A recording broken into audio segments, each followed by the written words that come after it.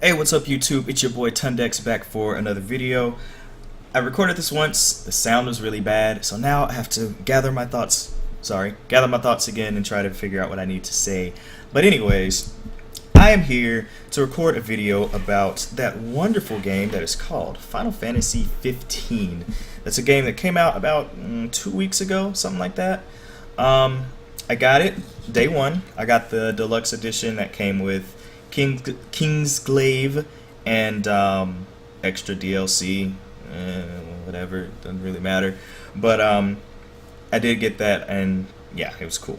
So, going into this game, I had, I'm a big Final Fantasy fan, so I want the game to do well. So I had some pretty okay expectations for the game. And as I was playing through it, it was okay. But things happened throughout the game that kind of took my opinion of the game that was about mid-range, and they just kind of tanked. So I'm just going to talk about a few things. I'll try not to just harp on the negativity, but we'll see what happens. So going into the game, it was the biggest part of a game and what's going to keep you playing is the gameplay. So, speaking about the gameplay, it's not bad at all. The game is actually a pretty decent action RPG, if I must say so. It's not bad at all. You go in, the battles run nice and fluid, and everything is pretty self-explanatory. Circle is your attack button, X is to jump, square is to dodge, and triangle is to warp and do warp attacks and everything. It's pretty cool.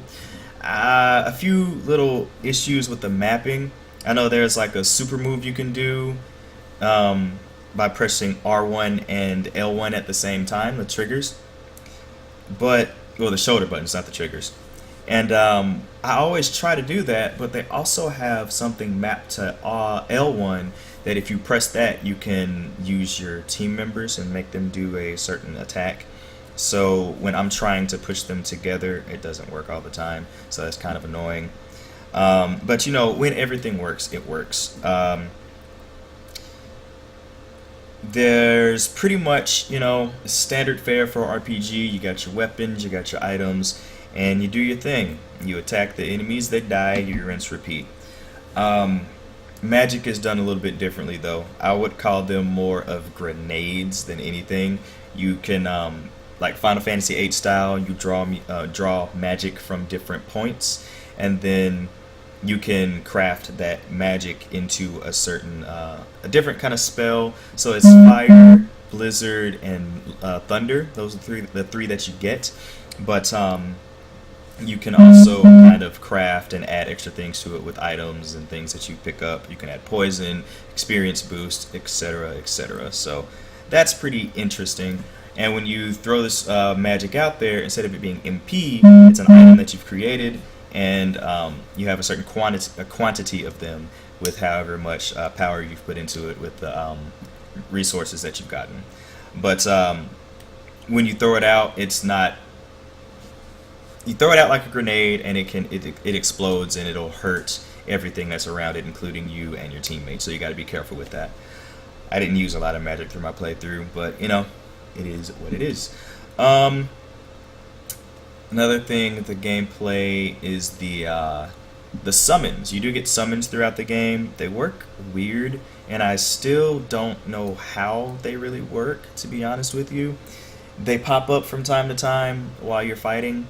Some people say there's certain parameters you gotta hit. Sometimes it's when you're doing really bad, but I've had some of them pop up whenever I just started the battle.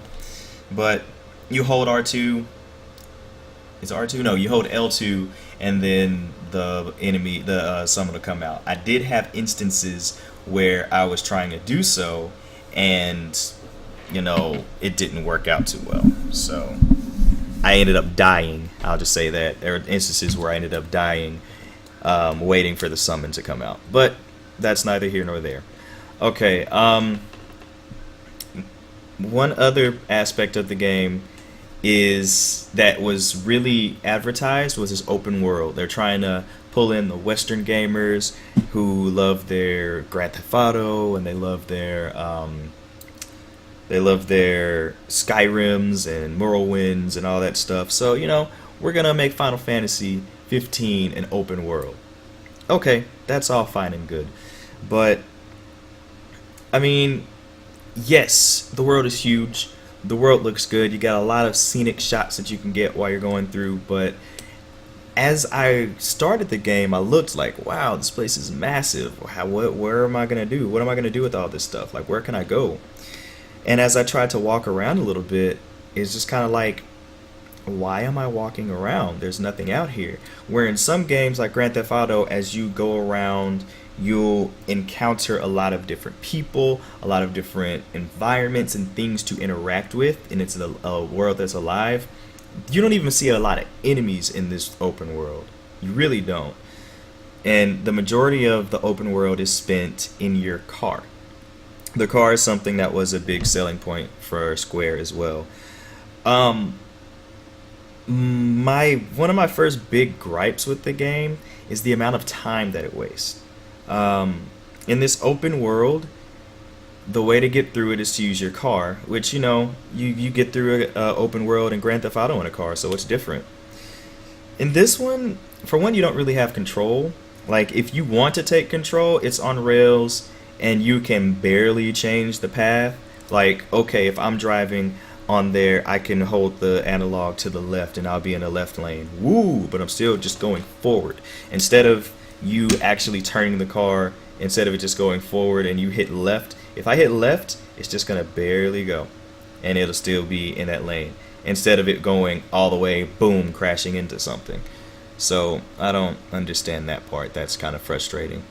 And the thing that gets me all in all is the world's massive and you got to get through it by using the car, and you have to do it and it wastes a lot of time because you have to sit and wait for it to get there without fast travel. And fast travel doesn't even happen all the time with each spot that you have. Sometimes you go say, I want to do this quest, do auto, and then it'll say, do you want to fast travel, yes or no? Other times, to the same location I've tried to do, it won't allow me to fast travel, and I don't understand that. I have had rides on that game that lasted 9 minutes, and that's 9 minutes of sitting and doing nothing. They know you're wasting so much time because you can go into the menu and shop while the car is driving. You can freaking shop in game. It puts like a picture-in-picture mode, and it has where you can buy your items and stuff while you're in game, and you can still see the car ride going on. That is so annoying. But they know that you're going to spend so much time there doing nothing, so I guess they felt like, hey, this is your time to take care of what you need to take care of. Hmm. And speaking of the game wasting time, I feel like it kind of boosted. They tried to boost the hours played because even when you press pause, the timer's still at the bottom of the screen ticking up no matter what happens. Even if you're not currently playing and you paused the game, the only way to stop that timer is to hit the home button. So although it says I spent 47 hours in game, that's a lie. Because I know there's a lot of idle time from when, I know for once I had to leave and do something. I had it paused for about an hour or so, and there's a lot of idle time when I paused and I was on my phone and stuff like that. So I don't have 47 hours in that game. The game just, it's giving you the illusion of it taking a long time by long wait times in a car and a timer that never stops ticking. So little nitpicks there. The next thing I want to talk about is the characters of the game.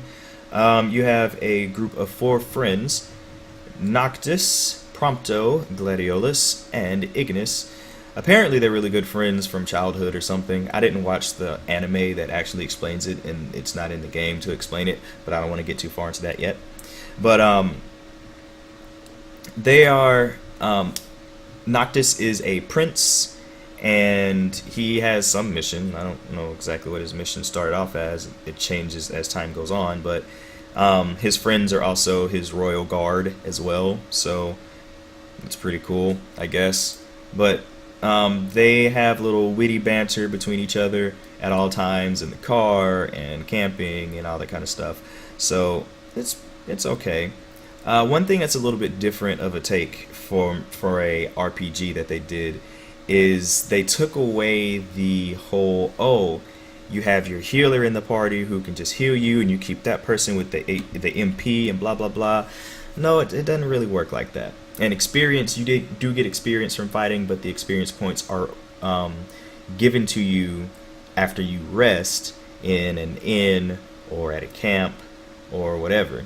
So they really harp on you at nighttime in game to go and rest. You can either go to a campsite where Ignis will work on his cooking skill, cook some stuff up with ingredients that you found, make new recipes, blah blah blah blah blah, and those will give you buffs for that day, which is that's cool. And depending on where you decide to rest, you can get experience boost for, like, I think if it's a good hotel or something, you get like 2 times the experience when they divvy it out to you, or if you do it in a mobile home, it'd be like 1.2 times the experience. And if you just camp out on your own, you get that 1 time experience. But if you camp out on your own, Ignis makes you food that gives you buffs for free instead of you having to go somewhere and buy food. So, you get your trade-offs, and that's how that works.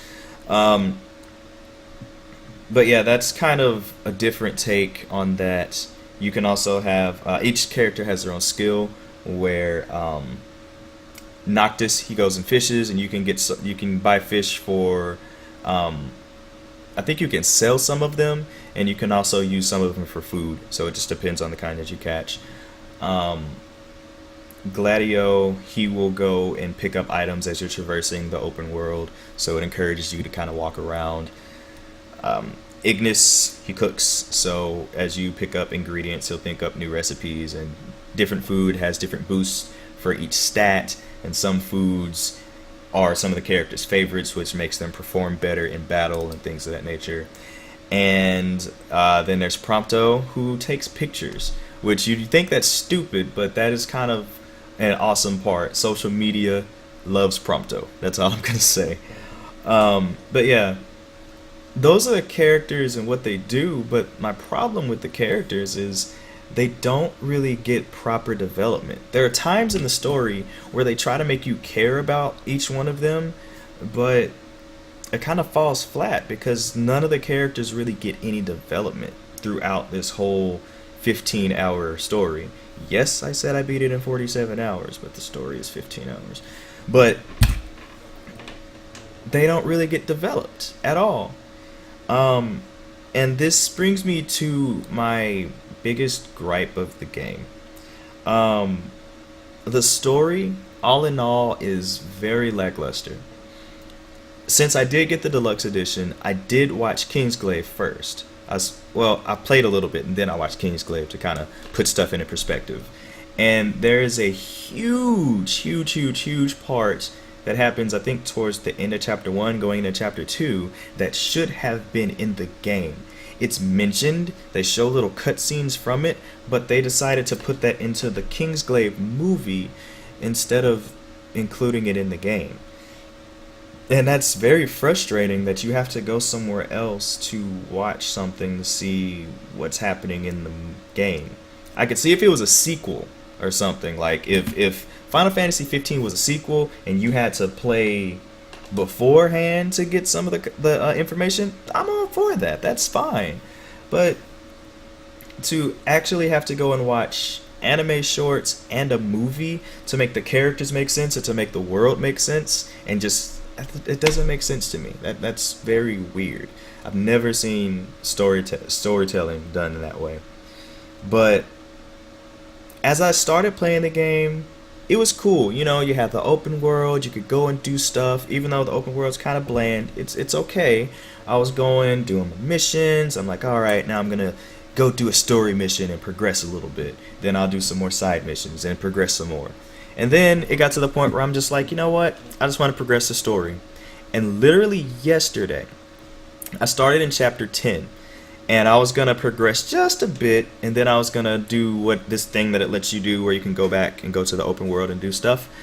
But I didn't have that opportunity until the very end of the game again. So that was frustrating. Um, the game itself, though, the story is just so jarring and so disjointed, and there's so many times, even me watching the movie, that I didn't understand what was going on. And up until chapter, I think, 8, things were, like I said, in the open world. But at chapter 8, you gotta just, the story just takes off way too fast. And people die, you don't care about it. Um, Stuff happens, you don't care about it. They try to develop antagonists, you don't care about that. I don't even know what happened to the people in the movie that did stuff. What happened to them? I don't know. You say that you get a better understanding from watching the movie, but there are characters that I expected to pop up from it, and they never did. I don't get it. I really don't. Um, then the worst part of it was chapter 13. That's where my opinion went from like mid range to just died, because that was a chapter that dragged on far too long, being forced and just frustrating. Um, the game, the story, even from there, it just was bad. They don't explain things. They drag things on too long. They try to make you care. And I understand what they were trying to do with chapter 13. You've been traveling with your companions the whole time. A few of them have been missing here and there. That brought out some of your weaknesses and everything, and I understand that. And then chapter 13 is kind of like, oh, you're by yourself and you got to find yourself and do things and blah, blah, blah. I would have cared more, for one, if it was done better, and two, if they had developed the characters and the antagonists and everything so much better. But they didn't. So it was just a chore to get through. And then when you finally get through it, you think that once again, oh, there's more to it. Nah, you finish chapter 13, then it's like, okay, crazy stuff happens in the world, and now you get a little tour of the world and see how things are. And now it's time to fight the boss. Yeah. It was just done so poorly. One thing that trips me out, and a game that did kind of the end portion of Final Fantasy 15 better, is, I'd say, like Ocarina of Time, or honestly, better yet, A Link Between Worlds or A Link to the Past. Because in those, there is a huge shift in how things are happening in the world in both of those games. And in Ocarina, it's the 7-year skip where, he couldn't be a kid and wield the Master Sword or whatever. And then when he wakes up, the world's all messed up and under the rule of Ganon, and you get to go to the places that you've been to and to see the people that you care about who had character development, and you could see what's going on 7 years later under the rule of Ganon. So, like Lon Lon Ranch and all that kind of stuff.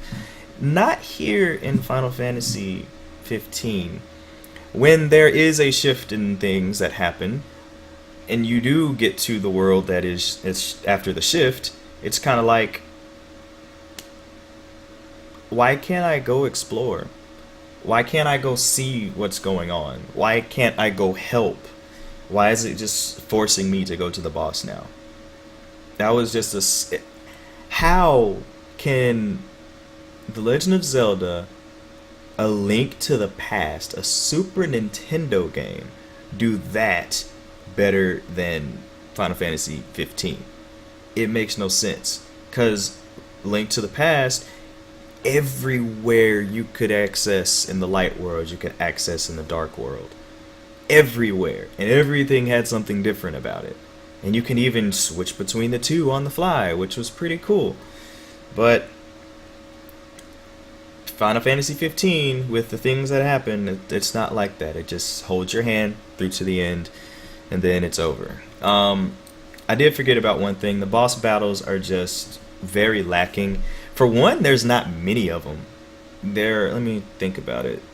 One, two. I want to say, just going through the story and not side missions and stuff, there's probably about 4 or 5 boss fights in the game. and 3 of them are just all spectacle.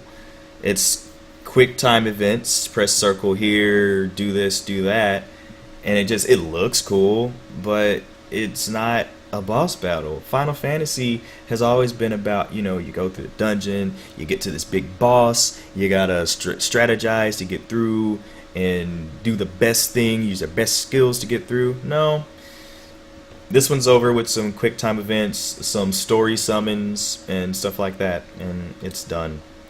So I don't like that. All right, so sorry about that little sidebar. Back to the story. There's one thing that really irks me. Throughout the story, there are segments where each of your characters disappear, and you don't know what happened to them. Gladio leaves for a bit, comes back with a huge scar on his chest. Don't know what happened. Okay. Ignis leaves for a bit after some stuff happens in the story. It comes back with a life-changing injury. What happened? Prompto disappears and comes back, and you don't know what happens. And how are they going to do this, and how are they going to tell you what happens? DLC. You have to buy the DLC to understand. Now, I wish I had done my research a little bit and played more through the game to see this before I bought the season pass. But yeah, they're selling us content that should have been in the game. I don't get how they could sell us a incomplete game for full price and then act like, oh well, that's just how it. No, that's not right. They shouldn't do that. It doesn't make sense. And on top of that too, they are patching in story to chapter 13 to make it more bearable. Why? How? This isn't like Final Fantasy 14 where you got the story, and then after the main part of the story they do like 3 or 4 patches that brings in extra content, and then there's an expansion that you pay for, and then that expansion gets content added in for free, and so on and so forth. No. This is an incomplete story with things that have been ripped out of it to sell to you for DLC, and a crappy chapter of the game that they know is so bad that they need to go in and patch it themselves to make it better. I've heard of patches for free content adding on, but a patch to fix the freaking story, that's ridiculous. But that is Final Fantasy 15. I just gotta say, as someone who, I won't really say I was really anticipating it, even though I'm a big Final Fantasy fan, I wasn't hugely anticipating the game. However, I didn't have such a negative outlook on the game either. While one of my good friends has been ragging on this game since day one with good reason, I've been kind of like, yeah, I see where you're coming from, but it's cool. Yeah, I see, but it's cool. I like it. I've had fun with it. And that just went from here to it died yesterday. Let me know what you guys think in the comments, and thank you for sticking through this if you've already watched the first video I made. I realized I had some sound problems. Hopefully I fixed them this time. If you want to see my initial thoughts, you can go and check that. I'll leave it in the description as well. But I tried to say a lot of the same things and kind of flesh it out into more here. Anyways, that's all I got to say to you guys. Until next time, let me know if you like this review. I have a few more things I need to review as well. Anyways, until next time, peace.